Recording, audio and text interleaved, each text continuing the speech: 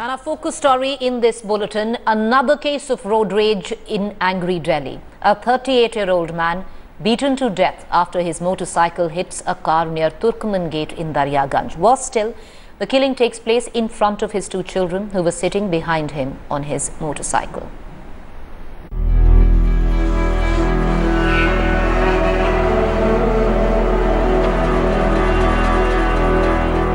A Sunday evening joyride with his children turned deadly for Shahnawaz. His motorcycle accidentally hit a car, and then on display was Delhi's short fuse. A case of road rage which turned deadly and fatal for 38-year-old Shahnawaz. He was beaten to death in front of his little children. एक ने मारा, फिर पीछे से Activa पे से तीन और आ गए, फिर वो भी मारने लगे, मेरे को भी मारा, फिर छोटा भाई गया पुलिस वाले के पास, पुलिस वाले ने कुछ भी नहीं बोला, सीधा सीधा चल दिया पुलिस वाला। होता जाता है अम्मा अब्बू की लड़ाई हो गई और है ना, मैंने क्यों हो गई, किससे हो गई, कि नहीं अम्मा वो जाम हो रहा था ना, अब्बू की बाइक उसकी कार से लग गई, बस कार से टच हुई है। अम्मा दो बाप बेटे थे, उन्होंने मेरे अब्बू को बहुत मारा और हमें भी मारा, जल्दी चलो। The anger and frustration of his family and friends spilled onto the streets. Protesters parked themselves on the main road seeking immediate action. Neighbors joined hands, they formed a human chain and blocked all traffic in solidarity with the bereaved family. This is the spot outside Turkman Gate where this incident has taken place late last night, and apparently the person called Shahnawaz was riding a two-wheeler and he was accompanied by his son here, and this is the exact intersection where this incident has taken place outside Turkman Gate. Through the night, police were in right gear on full alert, prepared for any eventuality.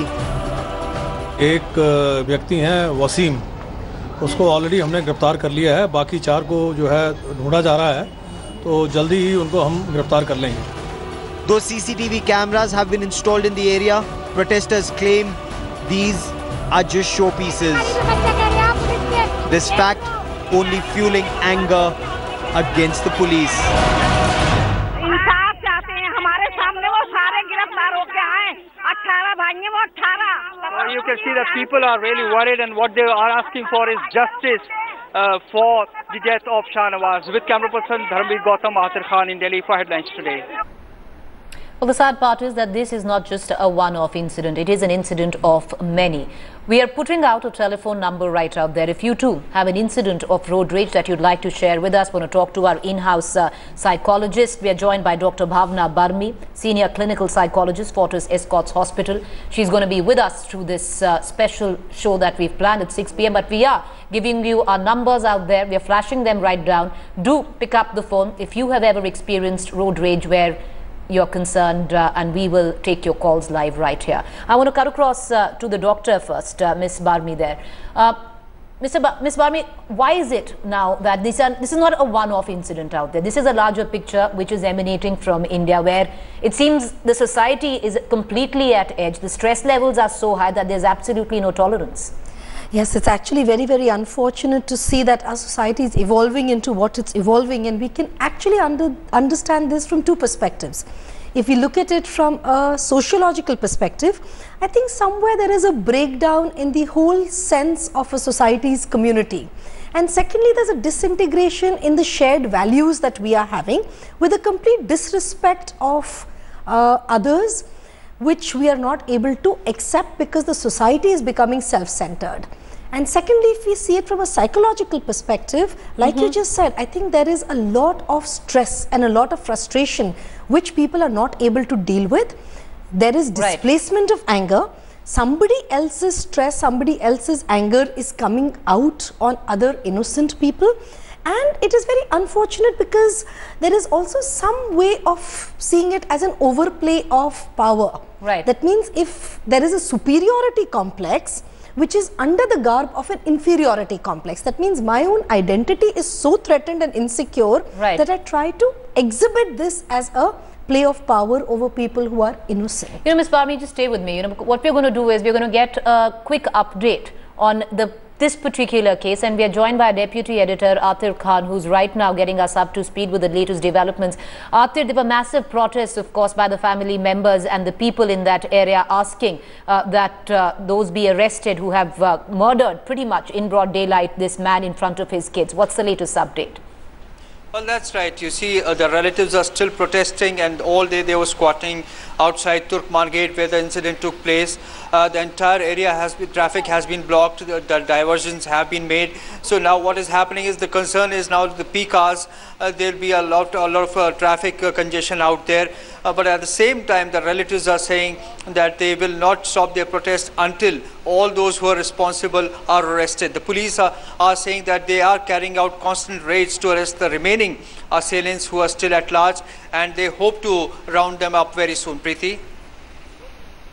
All right, we're putting out a number right out there for our viewers who are joining us in this special broadcast. If you have experienced a case of road rage and would want to narrate it, would have anything to add to this, do pick up the phone and call us. We have our first caller from Chennai.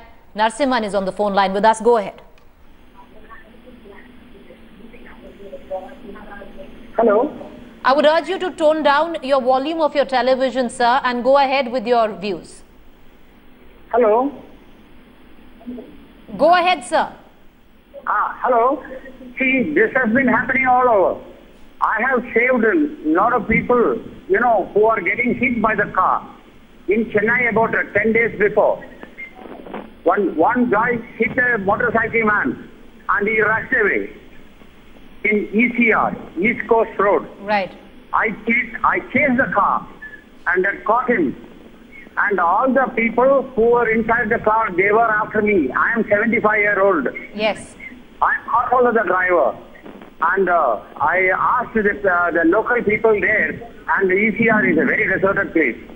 So I had to catch one of the passengers also. Then people crowded. And then we took the driver and the owner to the police station. And the police station came and registered. All right. This is not an unusual thing. Yes, not unusual. Appreciate.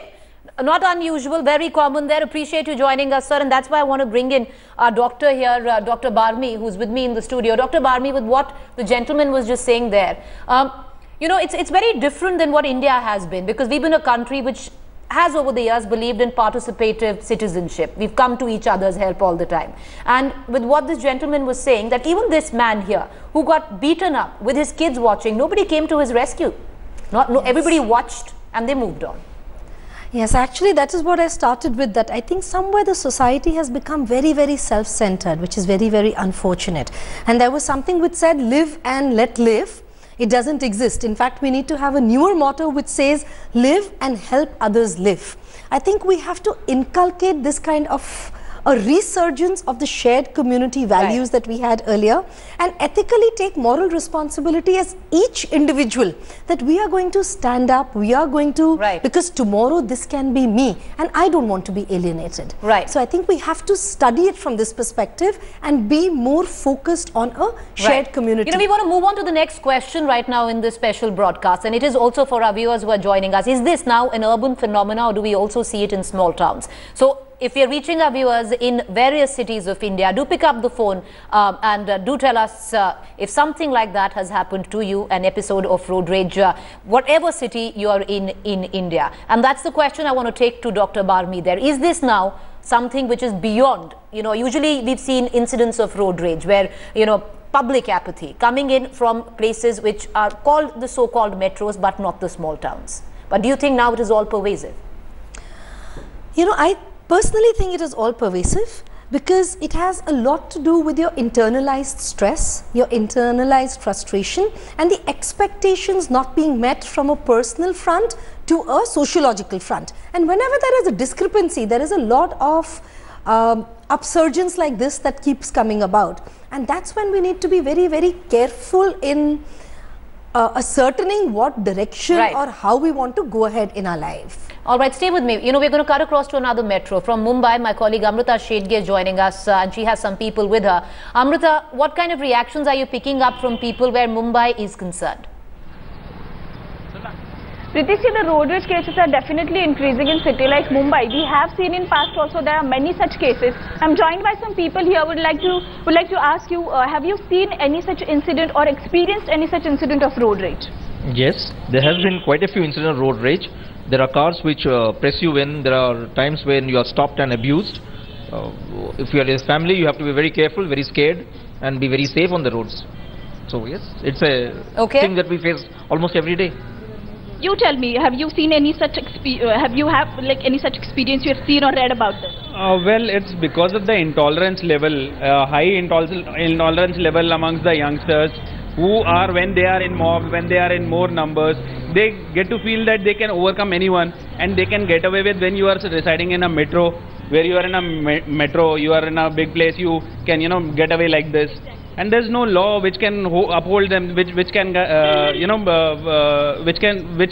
be put on them, and they can be curtailed on this. There is no law. There is no different section of road rage. There are cases, people, police register cases of road accidents, but not road rage. You tell me, do you have seen any such incidents? Nowadays, these kind of accidents are very frequently. Mostly these things happens among the youngsters. I have come across one incident wherein there was a group of youngsters coming back from college, and they were doing overtaking and driving rashly, and they made one senior citizen injured badly.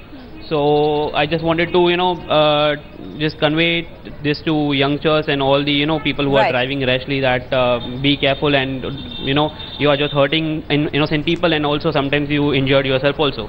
Definitely people are scared, because you never know when the other person will start physically harming you or anything, because basically now what we have heard, that people do not have patience and they very easily start fighting physically. All right, stay with me. Amrita and Arthur, stay with me. We have a next caller. Jason from Delhi is on the phone line with us. Go ahead, Jason.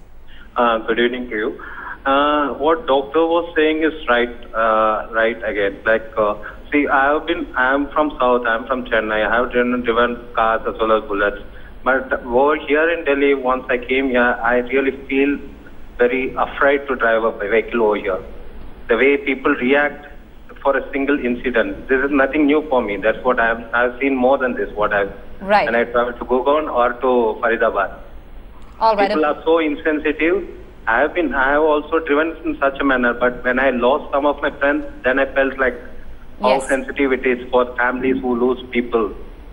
Life is so precious. People should learn it, and I don't know, India is lagging behind on this. Appreciate you joining us, Jason. Appreciate you joining us. But that's what Dr. Barmi was saying, that it is not now a phenomena which is, say, restricted to metros like Mumbai or Delhi or Chennai. It is being witnessed in smaller cities as well, and primarily with what she was pointing out right there is the rising stress level. Srinath from Delhi is our next caller. Go ahead, Srinath. No, I am from Chennai, line Srinath from Chennai. Because most of the callers are from Chennai, because Chennai is the most affected for all these road accidents with me. Because I used to help, ma'am, but the thing is, after helping, we are facing a lot of legal problems. The man who helps, they will put into trouble. That is the reason most of them are avoiding all these things. Okay. All right. Appreciate you joining us, Srinath. Dr. Barmi, it's not that only it is immune to a certain kind of people. It is all pervasive. There are people like us who are out on the roads and sometimes we ourselves have to keep our anger in check. If you have to give advice, if you have to dispense advice to people out there who every day are driving to work and back, what would it be psychologically, so they can at least, keep their tempers in check? I feel one should take two perspectives to this again. One, we should apply a lot of cognitive behavior therapy to ourselves on a daily basis, so that our cognitions, our thought processes are so balanced that it does not let us take a wrong behavior route. Secondly, we need to also understand that if somebody is in a state of an emotional lability or in a state of rage, one, we should not personalize it. We must understand that maybe this rage is not directed towards me, it may be a displacement of anger.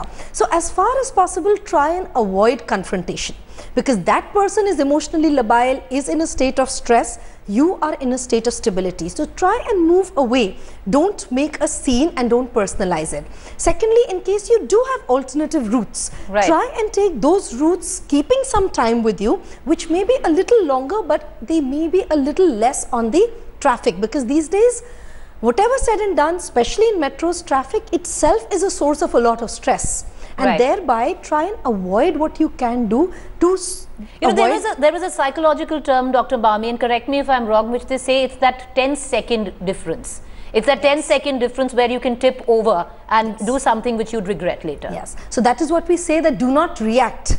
Please respond. And that is when we say the heart and the mind should always be in a state of balance, because the mind may say avoid and the heart may be so emotionally fragile, so sensitive, so stressed out that they might want to react. So the moment we want to react, and in those 10 seconds, if we can curb and bring ourselves into harmony, it could be through deep breathing, it could be through self-affirmations, it could be through thinking right, it could be through increasing our morals, values, ethics, it could be through making a sense of shared community living that we have. It can make all the difference to so if there's one thing you would say, so away from the jargon, if there's one thing that you have to, an advice that you have to dispense out there, would it be just to take that 10 seconds and deep breathe and move on? Would that be it? I would say that one, at large, first look after your levels of stress. Secondly, focus on what you can do constructively in your routine life to de-stress. And thirdly, if you are faced in a state of stress, avoid confrontation, use other relaxation measures in those 10 seconds and then respond.